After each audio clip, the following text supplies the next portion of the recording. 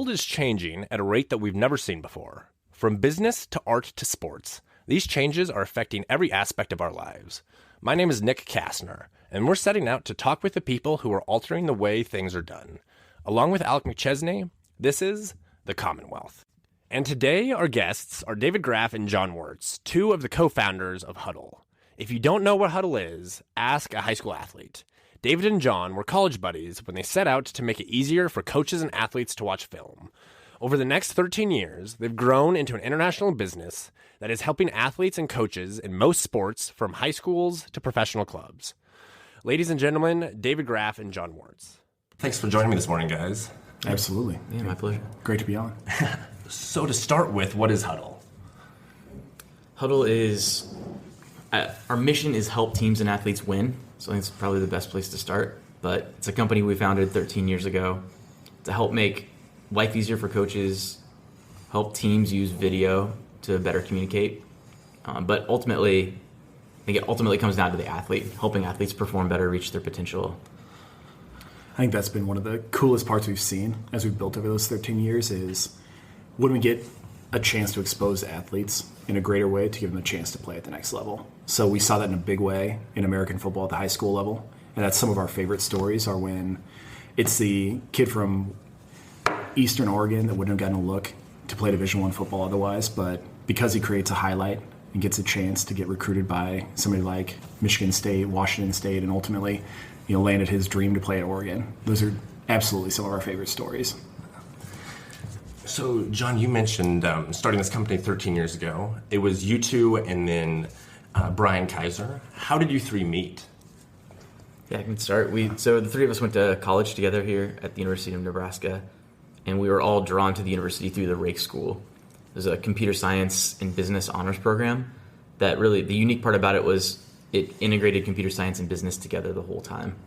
And so I'm from Kansas City originally, and Brian Kaiser, our other co-founder, is from Kansas City. And that really was, I think, what made both of us take notice of Nebraska and come up. And I think it's the first time both of us set foot in Nebraska was interviewing for the Rake School. And we saw campus, we loved the program, joined on, and over time kind of became, I speak for myself, became kind of a Nebraskan over the last, I guess it'd be like 17, 18 years. Yeah, so Brian and John were randomly assigned roommates, actually, their freshman year. So, yeah, real luck of the draw there. And then freshman year, I guess I lived down the hall from you guys, but then by sophomore year, me and my roommate, our COO, a guy named Matt Mueller, two of us lived across the hall from Brian and John, basically for the rest of our college careers and into grad school. How did you three think of the original concept of Hudl? So when I was in undergraduate work, I worked for the University of Nebraska Athletic Department. So I'd always had a passion around sports. Never really good enough to play, especially at that level.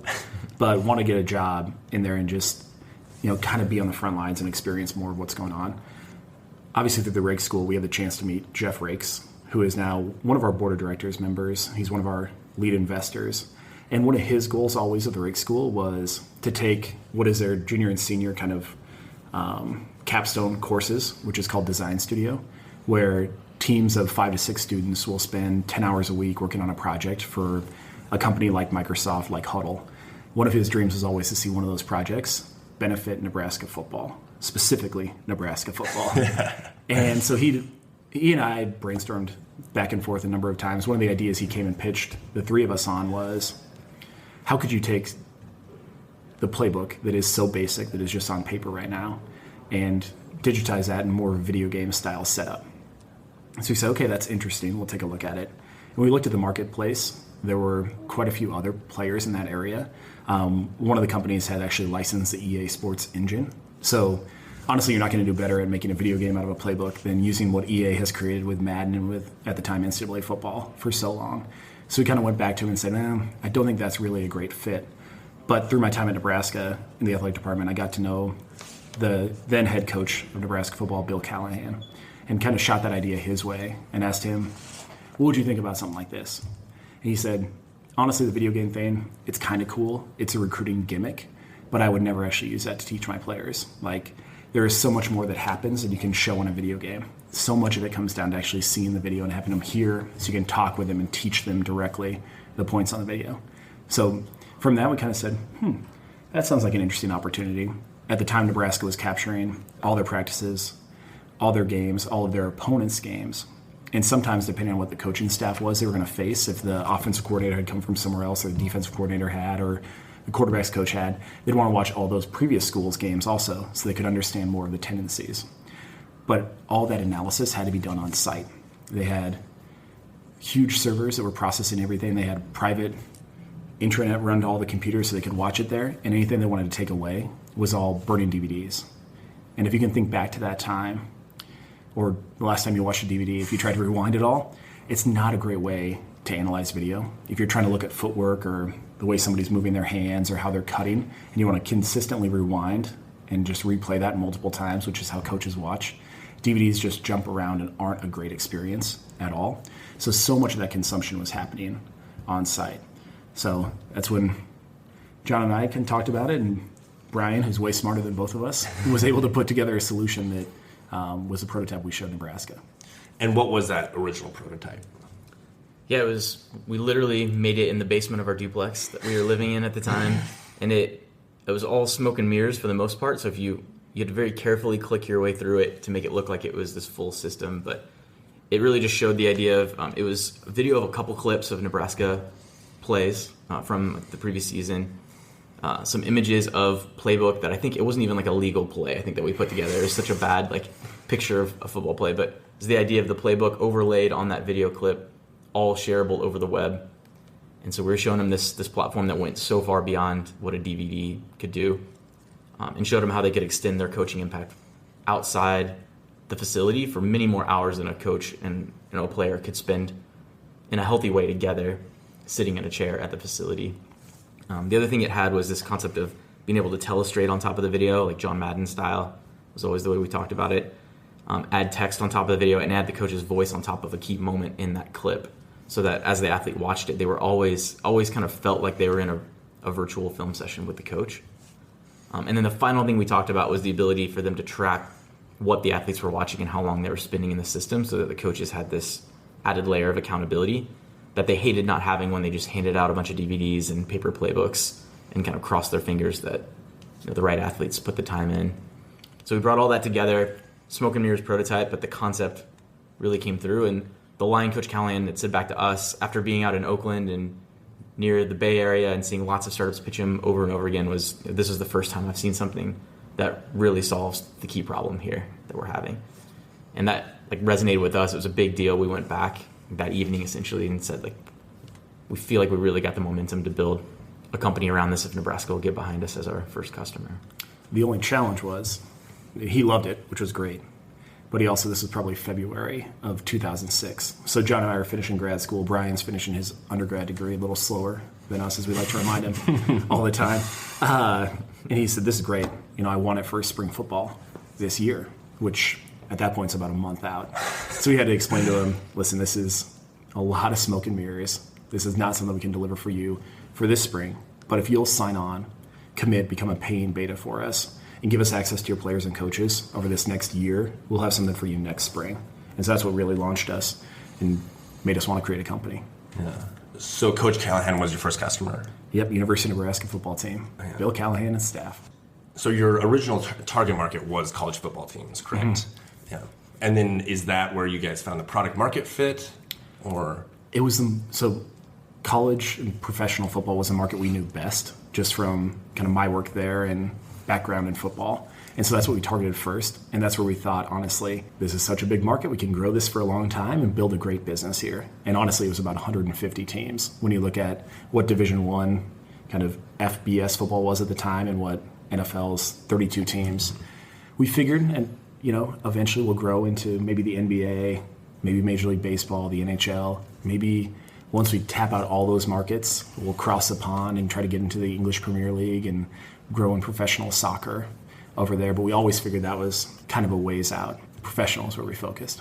Yeah, I'd say from product market fit, the coaches, whenever we were pitching coaching staffs, they were fired up about the concept. And so we were flying a lot of driving around, just budget-wise at the time, pitching colleges. And the coaches would get really fired up, but then we were not enterprise salespeople. We had really no read on what it meant to go in and sell an enterprise. And selling a Division I school on the price tag we were asking, the 6-figure kind of price tag is what we thought we needed to be at. The chief financial officer of the school gets involved, the board of regents in some cases. So it's not the full excuse. There's definitely better product market fit to be had over time, and we kind of figured it out. But generally, the coaching staffs liked it, and then it just was a real slog to get all the way through to having them commit to this system. And honestly, I was our salesperson at the time, so getting out there and getting in front of all these coaches, and we had a lot of great visits with like the Oakland Raiders.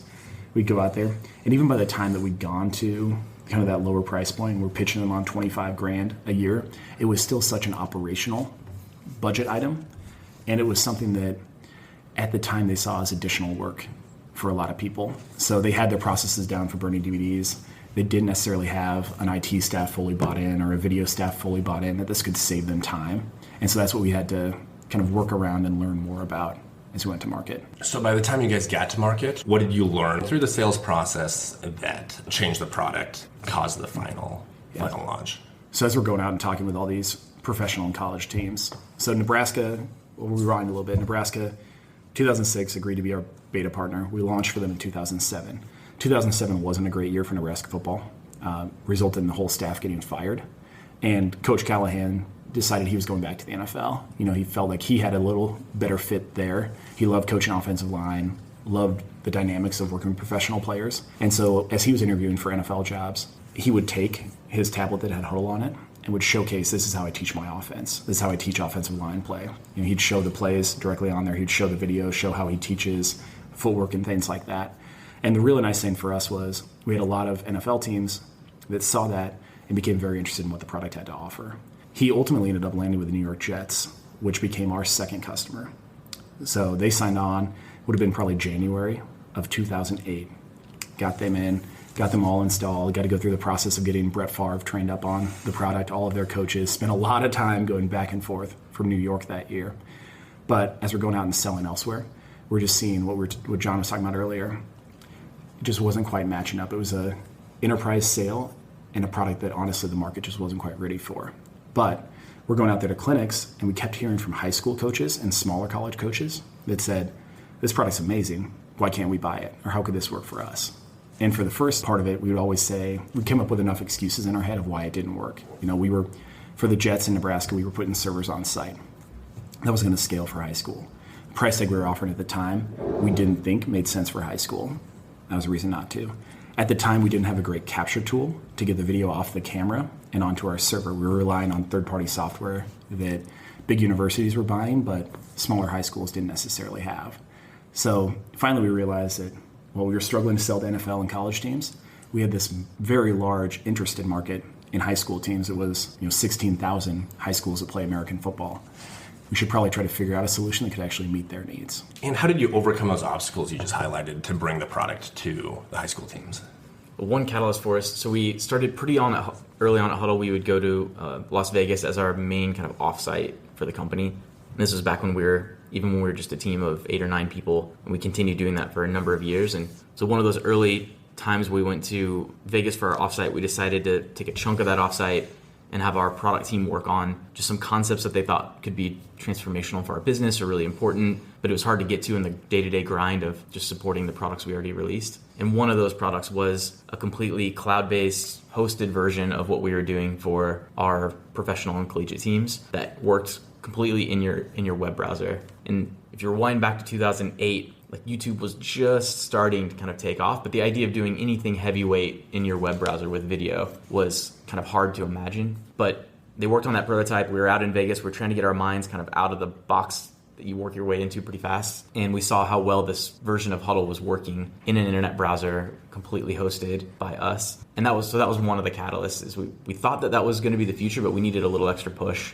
Sometimes you got to get out of the office and just create a nice time constraint to say by the time we go to Vegas on this retreat, we want to be able to see what's possible. And then I hopped in my car and drove around the Midwest. So this was about 2 years after founding Hudl, and drove around the Midwest and down to Texas to see if we could get around 12, 13 pilot high schools and small colleges to join on. And I would demo them what we built for Nebraska and the Jets, but then tell them, you're going to get a lighter weight, more affordable version of this. I couldn't show it to them because we hadn't built it yet, but we just wanted to see if we could get 12 or 13 to sign on board to commit to using it. So then fast forward, we thought they were going to use that in tandem with whatever they were doing already, whether it was burning DVDs or some of them had other software they were using that was installed on a laptop or two. But in that first season in the fall, when we got to late August, September, and we started rolling out this hosted version, almost all, I think pretty much all of the 13 teams we had signed on just kind of completely flipped over to it. Even though it had plenty of bugs and issues and it was missing functionality, it was just so much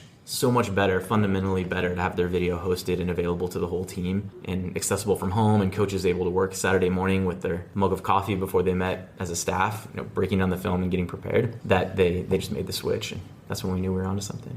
John, you mentioned your 12-team road trip to get high schoolers to demo the product. How easy was it to find those teams? It was easy to find the teams to go visit, and that's one of the benefits of the high school sports market and college market is you can identify the customer, you know where their address is, you know who the coach is. I know serving like small businesses, it can be tough for a startup that kind of just needs to even discover where their customers are. We knew where they were, but there were some challenges. The story I like to point back to is I went down to my alma mater. I was valedictorian there. I knew the athletic director was my high school math teacher in 8th grade. Like, you'd think this would be the most softball pitch ever. I was offering it for free to them, and I was showing them what we built for Nebraska and the Jets. So it's like, it was one of the first customers I went to. I'm like, I don't know how can they pass this up? And they turned me down just because the idea of using a new system, they thought their current system was good enough. They had their routines. And so they politely just kind of said, come back when this is more of a real thing. We're not on board. That was a long 4-hour drive back from Blue Springs, Missouri, to come back and tell the team, like, this softball one did not go well. So it's surprisingly hard, I guess, to find those 12 or 13. Easy to identify where they were, but surprisingly hard to get them on board with a new vision for how they would work and a new vision for how they'd use video. We did leverage a lot of those type of connections, though. John mentioned his high school. We had a couple of, I think both Kyles were still interns at the time. Maybe Kyle Murphy had started full-time. Kind of leveraged the high schools that they had gone to and got them to sell their coaches on it. One of our guys who was one of our early team members, Kyle Dieterdien's dad, was the principal at the high school. And so he was able to help push the AD in the right direction to adopt it. And they were one of our very first customers, one of our best customers we've had, honestly, for giving us feedback and bringing some real talk to us. Yeah. I read beforehand that you guys have both spoken about how much you've learned in that sales process when reaching out to those original teams. But it sounds like a bunch of different team members were doing the sales. How did you make sure all that knowledge was retained and shared internally? So that first year, so after John did the work and we had the 12-team pilot, we kind of knew it was time to take that product out to everybody. We knew we wanted to build it in a way that it could address everything from the small Class D high schools in Nebraska all the way up to the small colleges like the University of Nebraska, Kearney, and kind of capture that whole wide array. The really nice thing in American football is with the seasonality of that sport, spring is very much a learning time for coaches. So they get out to clinics, a lot of them almost every weekend in kind of February, March range. So we had no shortage of events to go to and get in front of coaches. And at the time we were probably 20 people, somewhere in that range. Literally everybody went on the road. So our engineers, sales support, obviously, our finance team, HR, everybody would go out. I think the most that I went out to was it was 8 weekends in a row from late January until, into March, where I was going to some of the most, Cleveland, Ohio, Allentown, Pennsylvania. You're going to these exotic locales. You're showing up on a Thursday, get there in the morning, get set up, and stay as late as you can on Thursday night until the last coach walks out. Be there first on Friday, stay until the bitter end of it Friday morning, do the same on Saturday, Sunday, come back, do your day job, Monday through Wednesday, catch everybody up. So we'd always, that Monday, get everybody together in a room and share the feedback that we'd gotten, share the leads, share what people liked and what they didn't, and made sure that the next week when we went out on the road, everybody was better off for it. Yeah, we had paper lead cards that we would fill out at the booth. So these were, we were at clinics, but we essentially had a trade show set up, at the table with the tablecloth. Probably not a lot of tablecloths even in the early days. It was a little janky setup, but we had paper lead cards. So after every coach we talked to filled out the card, on the back we marked whether it was a hot, medium, or hot, warm, or cold lead, made a note, initialed it. And then for the larger clinics, we would sit down a lot of times like that night, every single night, and everyone would kind of put their paper out in a heap. Hopefully it was a heap if it went well. Sometimes it was a little tiny pile. And we'd just flip over and go through every single one of them together while we had had a drink or whatever at the hotel bar or restaurant. Ideally free happy hour. Yeah, true. Yeah, fingers crossed. So those were the kinds of things we were doing a ton of. We had a value for the company back then of everyone sells, literally. everyone. So that's why our developers, our interns, everyone was on the road. We try to pair people up. If they really didn't know the product deeply yet, they wouldn't be going out there solo, hopefully. Sometimes they were. And then everyone came back with just this huge new wealth of knowledge direct from the customer's mouth of what resonated, what didn't. As a group of friends starting a business, how did you decide who was going to do what? Like what roles each of you would have? That was something we were lucky because the three of us had a natural skill set that was just really complementary. And I think that's why 13 years later, we're still really good friends with super healthy business relationship. I've been more in the messy middle of the product strategy and how you take what we're seeing in the market and what the technology can do and figure out how to bring it together. Brian Kaiser, just an amazing technologist, great software engineer, great at seeing the waves of technology kind of disruption coming in advance to help us think about how to apply them. And then literally, he's just great at building the actual product itself. And then David, really strong at understanding the sports market, building relationships with coaches, with analysts, being out there in market, plus a number of other things that have just been really valuable around finance and accounting and some of those more operational sides of the business. And that's just, we move into each other's areas all the time, early on especially, but generally we understood our lanes. Then the one other thing I'll add is we had Jim McClurg as one of our advisors early on, who's really served as an executive coach for us. We didn't fully understand that at the time. It's like he's a business advisor to the company, but really he was an executive coach to the three of us. And he's the chairman of our board still today, and hugely valuable because he would just ask really pointed direct questions to the three of us or to us individually of, how are you guys doing? Who's responsible for what here? You explain it to me. And so we kind of had to explain to him. Set a really good boundaries around decision rights and information rights, that have served us well to this day. I mean, there's areas that each of the three of us own, and there are a lot of areas that none of us even own, that there are a lot of other leaders on our team that now fully own themselves. But always set the standard of, it is totally fair for any one of you to ask the other one any question that you want to. You have information rights, it's your business for it. But you got to ask that in the right way. You're not asking in a way that's necessarily questioning or pushing somebody on that decision. It's more about, hey, I want to understand this better. Help me see what you're seeing from this market. And that's been super helpful for us along the way. After going after the mid and small size high school and college football teams, how did you decide which sports to enter next? We made that move pretty quick, honestly. So we launched, as John was saying, high school American football product was launched in 2008, that August. And honestly, I think, was it early 2009? We'd rolled it out for basketball to start getting teams on board, or even late 2008. Yeah, we built with that mindset pretty early. We know as we move into the high school, if this goes well, multi-sport is going to be really logical. We made some pricing mistakes early on, setting those up. A lot of lessons that we're still trying to clean up, and just the way that teams structure and things like that. But yeah, we knew multi-sport was critical from the start. Yeah. But we took a very American football-centric view of basketball at the time. So, American football, you have a sport that's very start-stop oriented, maybe one of the most in the world when it comes to team sports. You start a play, the play's over, blow the whistle, regroup, line back up. So our system was made to kind of flow that way, where you had these individual clips for each play, and you can kind of think about it almost like an Excel spreadsheet, but on steroids for being able to tie that to video and do a whole lot of other things with it. For basketball, that works pretty well, because you do have possessions, but there's a lot more free-flowing action in basketball. So we made it work, but we also realized a couple of years later that to really go multi-sport, we're going to need to go kind of rethink the guts of the whole platform. So we launched into basketball by bending our American football product, and that worked well, and it was a pretty powerful product. And then about 2 years later, we went and kind of rewrote a lot of the product from the ground up to be great for basketball, volleyball, soccer, football globally, rugby. Lacrosse. Pretty much everything else, honestly. Yeah, so we didn't have I guess my point there is we had the foresight to realize basketball was the next sport, and we could enter that sport pretty effectively, but it took us a couple more years to learn what we needed to learn to really do multi-sport right. And at this time, were you still working with the Jets and the larger contracts? Yep, we were doing both at the same time. So we were seeing that as a great way to leverage as we entered a new state. So we continued to focus on the professional side of it, really on the American football side exclusively. So we had the Jets, had the Cleveland Browns, Denver Broncos, Oregon was an early customer, Stanford was an early customer, Michigan, Minnesota, Penn State, kept amassing teams out there. And then eventually, at one point we got up to where we probably had 80 or 90 Division I teams that were using Hudl on a consistent basis, share their video out, and probably maybe a third of the NFL. So probably about a dozen teams in total there. David, you mentioned earlier some pricing mistakes you made earlier on. Can you expand what they were and what you learned from them? I don't know how much time we have left on the show.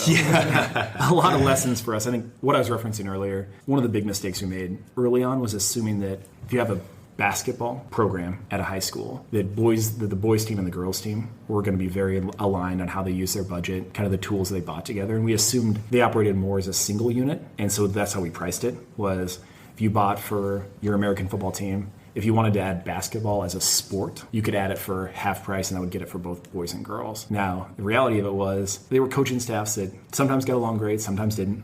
Sometimes they were competing for gym time or other resources. What they didn't like competing for on Hudl was for their storage hours. So because they were aligned to the same program, if they wanted to store, if say they had 100 hours of storage and girls team was storing 30 and the boys team was storing 70, there'd be a lot of friction between those two coaches. Really, they just each needed their own instance. So that was one of the learning just how athletic departments operate and how sport coaches within there operate was kind of a critical lesson for us early on. Yeah.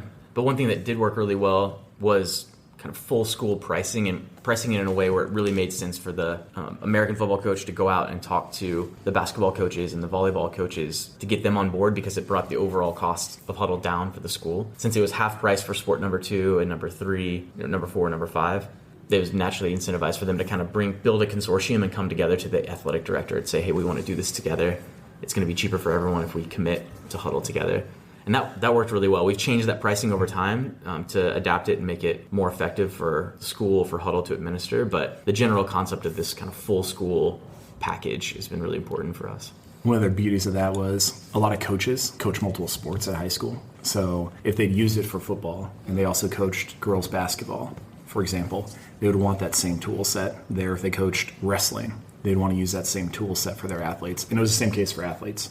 If they were building their highlight for one sport, they wanted to be able to do the same for other sports and be able to share that out to family and friends and to college recruiters. What was the biggest difference selling a high school compared to a NFL team? I think that recruiting piece was a really important element that is just a totally different pitch to the high school. So for the NFL, eventually we were able to come back to the NFL and to collegiate teams and help them sell them products that could help them recruit high school. But when we're selling to the high school, a lot of that coach's job is to make sure that their athletes can have the best crack at a scholarship, the best chance to play at the collegiate level. And Hudl could play a huge role in that. So when we're talking with a high school or a club that's working with 12, 13, 15, 16, 18-year-old athletes, a big part of what we talk about in Hudl is the ability for the athlete to take that video and make highlights, build their athletic profile, share that information out, get noticed, get recruited. And that's just something, it's not a factor really at all for the NFL when they're thinking about their own athletes. They're more just purely focused on developing the athlete, preparing for the next opponent. Let's take a quick break so we can tell you about a live event we have coming up. On Thursday, November 14th, we are hosting a live recording at the Foundry in Lincoln, Nebraska. Happy hour starts at 4 p.m. At 5, Senator Anna Wisher is hosting a 20-minute long question and answer session. At 5:20, I'll interview Ali Schwanke, founder and CEO of SimpleStrat. The event will close by the same time happy hour ends, which is at 6. Check out our Facebook page to learn more about November 14th's event. Now, back to the show. According to Crunchbase, Hudl has raised $108.9 million. 2 of those rounds were in 2008 and 2010, which is an inopportune time because it was in the middle of the Great Recession. What was it like raising money in an economic downturn? Yeah, for us, it was a challenge for sure, but we were lucky that we had a great investor base from the start. So when we brought on our first round of angel investment back in, it would have been June or July of 2007, I think, we brought on Jeff Rakes, was one of our lead investors, and then a group here in Lincoln and Omaha called YPO. It was a YPO forum, so Young Presidents Organization. It was a group of 10 guys that had gotten together and each decided to chip in some money, kind of be a fun angel investment to do together. And while the economic challenges of 2008, 2010 may have affected some of them, others were less affected and could see our vision of where we wanted to take things and saw the idea and saw customers actually buying it. And we're happy to put more money in. How did you get connected with that YPO? Obviously, Jeff Rakes through the Rake School, Yep. But those other initial investors. Yeah, so it was actually a presentation John did for some University of Nebraska Athletic Department boosters, if I remember correctly. Yeah, the football program, the athletic department invited us in, which we're really fortunate that they did. They just wanted us really to demo what we were doing with the Hudl product for the Nebraska football team to a number of boosters, just to give them a good piece of evidence on how Nebraska's staying on the cutting edge and look at how we're investing in the team. This is exciting. No one else is doing this. So I gave the spiel. We're good at it. We've been out doing it for a while. And afterwards, one of the people in the room came up and said, "Hey, are you guys raising money?" And we had just started talking about how we were ready to get more serious and start looking at raising a round. So the timing was perfect. And so I mentioned him. Yeah, I didn't bring it up when I was talking because I didn't know if that was going to be appropriate. But yeah, we were starting to think about that. And he said, "Yeah, I've got this group of 9 other people with me that I think would love to get involved, and it'd be really fun for us." And they were also, all of them were passionate about the idea of growing businesses in Nebraska and in the Midwest. So kind of stars all aligned in a really great way. Nebraska football fans, strong business people, and passionate about startups in the Midwest. And yeah, it was only about 6 months later we were able to close the round. And really, we wanted to have Nebraska signed, paid as a customer, and be in the midst of launching the product as we raised our first round, because we knew it would help our valuation, and we felt like it was a really good milestone to drive towards before we raised our true kind of seed or Series A. Yeah. Eventually, I would assume that your team had to raise outside of the Midwest, correct? So we've still leveraged that group of investors for a lot of that capital. So Mike Dunlap, who's chairman of a company here in town called Nelnet, was part of that original YPO investment group. And so pretty quickly, as we started talking with that crew, actually even before we closed the round, I spent quite a bit of time with Mike just talking through some lessons he'd had from building Nelnet and kind of all the other businesses they've been involved in over the years, and really found that he was not only going to be an incredible investor, but an amazing advisor and director for us. And so when we went back to raise a larger round to kind of help us power some of the acquisitions that we did, Nelnet was the biggest capital party to that. The majority of venture capital in America flows to the east or west coast. What advice would you give someone looking to raise in Nebraska? We have been very fortunate that when we first got started with the first company that we built, it took some time to evolve the idea to get to where we really had good product market fit and were able to build a business. But I think as you get there, if you have a good idea, there's no shortage of capital that's interested. And I think, honestly, we've talked with every major VC, and most major private equity firms will reach out to me on a pretty consistent basis with interest in if we were ever to do another round. And to me, it doesn't matter if you're located in Palo Alto, in New York City, or in Lincoln, Nebraska. If it's a good company and a good idea, they're going to find you. Yeah, I think early on, my advice to people who are interested in entrepreneurship early on probably goes for no matter where you're at, definitely here in the Midwest, is start building your network early of strong business people that have the means to be an angel investor for you. Like it's easy to underestimate the importance of that when you're in university, or maybe you're coming out of high school and pursuing whatever you're pursuing, but just start building that network, because that was everything for us, is having the right network and being kind of directly connected or one connection removed from some really helpful, smart business people. And it doesn't really matter whether you're on the coast or in the Midwest, like that's where those first rounds are going to come from, that tight network that you've built as you've formulated the idea or well before that. Hudl is now a global company. You guys have 14 offices in 9 different countries, correct?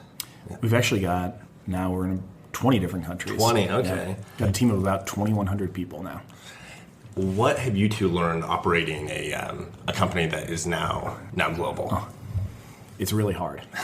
I think it's, when we first got started, the ease of having all of your team in one office location where you understand what the employee and employment laws are is really awesome and critical to stick with that for as long as you can. Obviously, it's been amazing to grow our team as much as we have and to be able to experience all these different cultures, but it is challenging. I mean, laws are just totally different places with how much they favor the employer or the employee, with just little pitfalls you have to avoid in different areas. So one of our biggest lessons has been, don't assume that you know anything when you go into a market. Like, be prepared to take a step back and make sure that you really understand the regulatory environment, that you really have all your processes in place, and go in clear-eyed with that, and recognizing there's going to be a lot of expense associated with starting up a new country. So maybe there's better ways to experiment with that.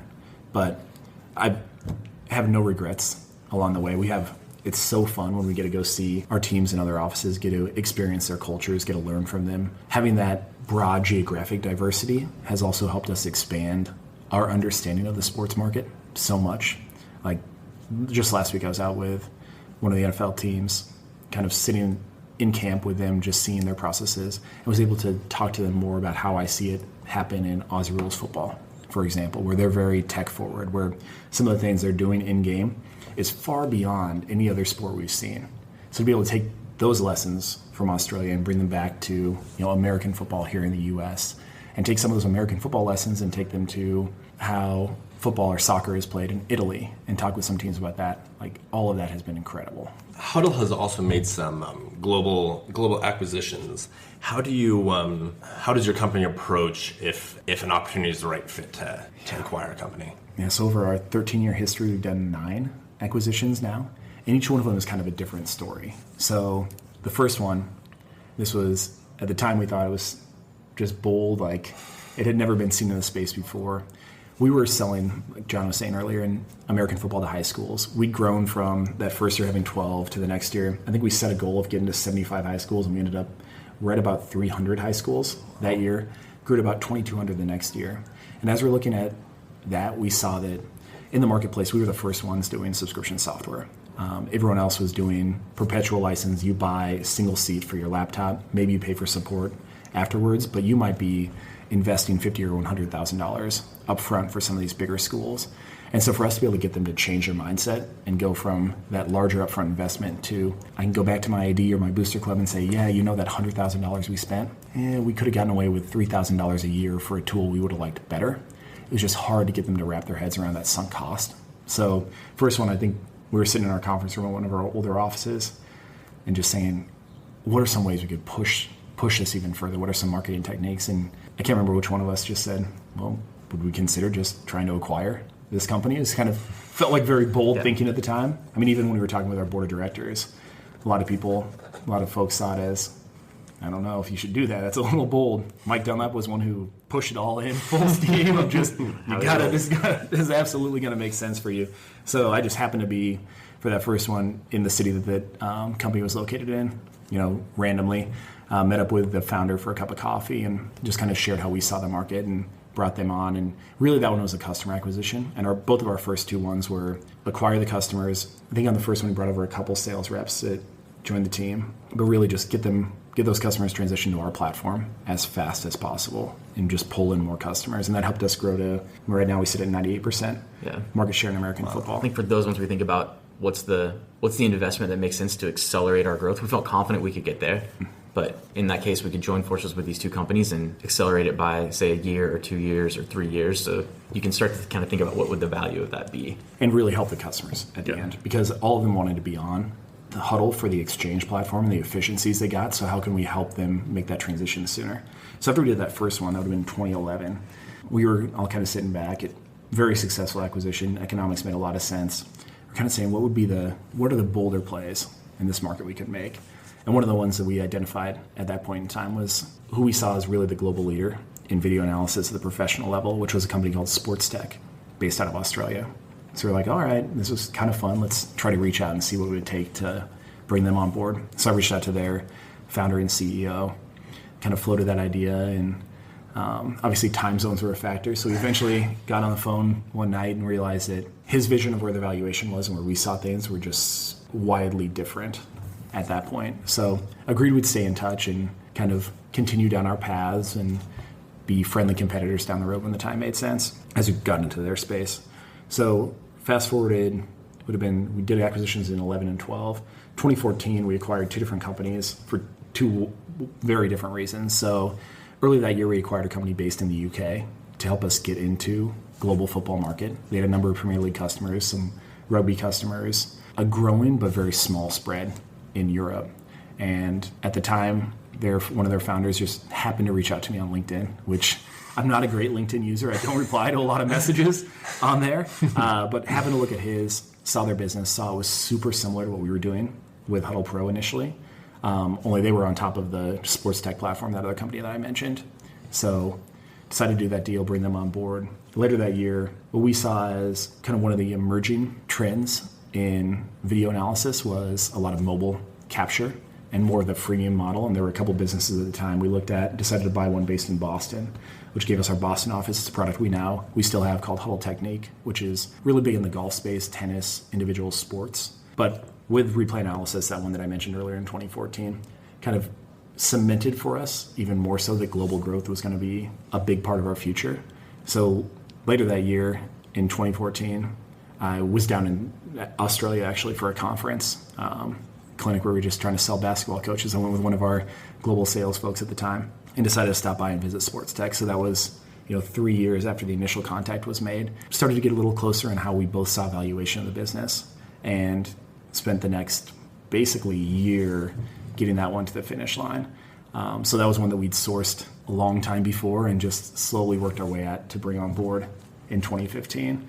We followed it up with a couple acquisitions into 2017, early 18. One of them was to strengthen our volleyball platform and help round out our tool set for those coaches called Volumetrics. Early 2018, we bought a company based out of the Netherlands that was doing really amazing things around automated capture, kind of in the set a camera, capture the entire court, eliminate one of coaches' biggest pain points at the time, which was finding somebody consistently to capture high quality video. That was always a challenge. With this acquisition, we were able to really accelerate our work in that, make it a lot simpler. And then just this summer, we did 2 acquisitions. First one we did in May was a company called Crossover, who we talked to a number of times over the years as they built up their product set. And there was a lot that we could learn from each other because they've been in a space that we're in right now with our Hudl Assist offering, which is provide breakdowns for teams with our team internally and some third parties that we work with. Then the second one was really an amazing company that's been built out of a small town in Italy called Y Scout. And what they do is have really revolutionized scouting in global football.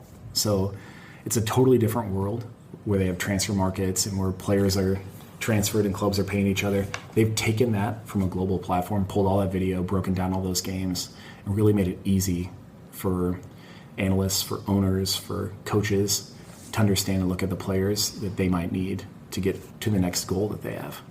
You two have both touched on how valuable mentors were to you as you started this journey. What's one piece of advice that you both have from a mentor early on? Yeah, I was just talking to some founders last week and mentioned this. I think it's really important. I get asked the question a lot, like, how do you find great mentors? And I think people are looking for, like, what kind of equity package do you have to structure? Or a lot of times it's like, how did you build your advisory board? And they're looking for more like, operationally, what are the things you do? I think it all comes down to when you get a chance to meet with somebody who could be an advisor who is advising you, making that a super engaging experience for that person. So showing up with some tough questions that are going to be fun for that person to engage with you on. Some of it's just the basics. I see people mess up all the time, like take notes when you're there, optimally with paper and a pen in front of that person. Even if you're faking it, I don't really care. Just take notes. And just when you show up with nothing in front of you and you're sitting down and it just feels like a chat, people that are going to be great advisors to you don't want to waste time, and they want to sit down and spend 30 minutes or an hour getting into some fun, meaty conversation about tough business challenges or product challenges. So make it fun and engaging. Follow up really actively. Make sure they understand you listened. So in that follow-up, help them hear that you listened to what they said. So it's just these basic things that I think we took for granted, but early on is something we naturally did fairly well. It's now become a value for our company. We listen. It's actually one of our 5 values. But yeah, listen actively and just make that time count with that person. That's the most important thing you can do. Because great advisors, they're not going to, if they're asking about equity, or don't send them an NDA in advance. Don't be worrying about equity package or stock options or things like that early on. If those things that people are interested in really early on, that's not going to be a great advisor for you. Create a real relationship and engage with that person. And that's honestly what let us punch above our weight for a board of directors very early on. Was when we had meetings, we were fully engaged and listening. That's what we heard from guys like Jeff Rakes, like Mike Dunlap, who had no shortage of demands for their time, but would commit that time to us because they knew that we were actually going to listen to what they had to say. We might not always take their advice, and they didn't want us to. Sometimes they're going to be right, sometimes they're going to be wrong. But regardless, they knew that we would be listening and processing that information and applying those lessons that they'd seen in their business lives before that and make Hudl even better. The one other thing I'd add in there too is there's another company called Intercom. I love a lot of the things they talk about. One of their values for the product team or principles is think big, start small. And I think sometimes here, especially in the Midwest, we miss the think big part. But when you're sitting down talking with these advisors, if they can get a taste of, at least, or see that vision you have for this, how big this thing could be, but you're not biting the whole thing off at once, you've got a really smart starting point. That's another thing that gets kind of high impact individuals to want to lean in and spend that time with you. So it's a tough balancing act, but you have to find that balance between, I've got this big vision. If this next step works, I can see kind of to step 2 and 3, and it becomes big and interesting. But I want to talk to you about the next step and figure that out. I see people kind of mess up both ways. Like, they're just caught up in a big fuzzy vision and that's it. They haven't even really started thinking about the next step. Or more often, they're aiming just too narrow and doesn't make it compelling enough. So an overall theme of the show is how do we encourage more innovation in the Midwest? What's your guys' perspective on how we find that answer? I think helping people understand what the real risk is can be helpful, especially coming out of university. Like, it's such a great time for people to take some swings and take some risks. Whether it's joining, maybe they're not ready with their idea yet, but they can join the kind of startup or company that's going to get them ready quickly instead of kind of hopping into a corporate environment that isn't going to necessarily help prepare them to be an entrepreneur as fast. Or if they've got an idea that's kind of ready, kind of help nudge them to take a crack at it early on when you don't have quite as many of the other like risks surrounding you with family and other pressures. So that's part of it. How can we have our university system and other kind of organizations and systems here help people take those risks early on and not be quite as intimidated to think big, take a risk around an idea that is a bigger idea. And be not afraid to fail. And we got incredibly lucky that the company that we started fresh out of college ended up working for us, and we've been at it for 13 years. But obviously that's not going to be the norm. There's going to be a lot of ideas that fail. So I think trying to get more of that acceptance around that point is going to be critical for Midwest to be able to push more people to try something, even if it's not going to end up working ultimately. Yeah, the investment community's got to get behind that also. We had really patient investors that had a lot of trust in us, and we burnt through all of our Series A dollars trying to get the college, NFL business off the ground. And it wasn't off the ground. We had some great customers, but it was definitely not a functioning business yet. But they came back in, we did another raise and went after high school. It was essentially a fresh business, but they were willing to do that, let us fail for 2 years and then take another swing. We need more investors that are willing to do that, and not even just once, but twice or 3 times if the entrepreneur's got the talent. And how do you think we do that? And it involves changing an investor's mindset, which can be difficult, I guess. One like flywheel, this is not an easy solution, but I think it's just reality, is we need more businesses. We need to get that flywheel going of larger businesses being willing to grow here, not sell quite so early.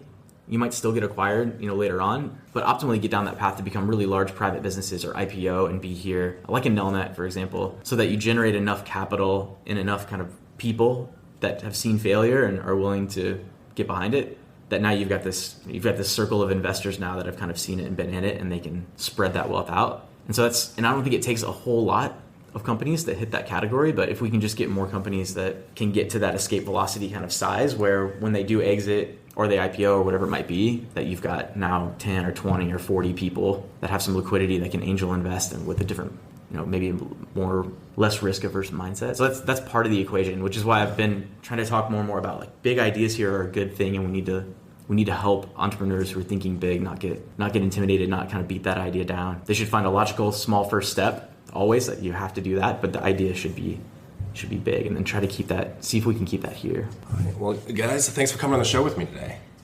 Yeah, absolutely. Yeah, it's been fun. A lot of fun. That will do it for today's episode. Thanks for listening. We would love for you to subscribe to our channel and leave a review wherever you listen to your podcasts. You can also like the Commonwealth on Facebook and follow Alec and I on LinkedIn, Twitter, and Instagram. We release episodes on Mondays, so stay tuned for next week.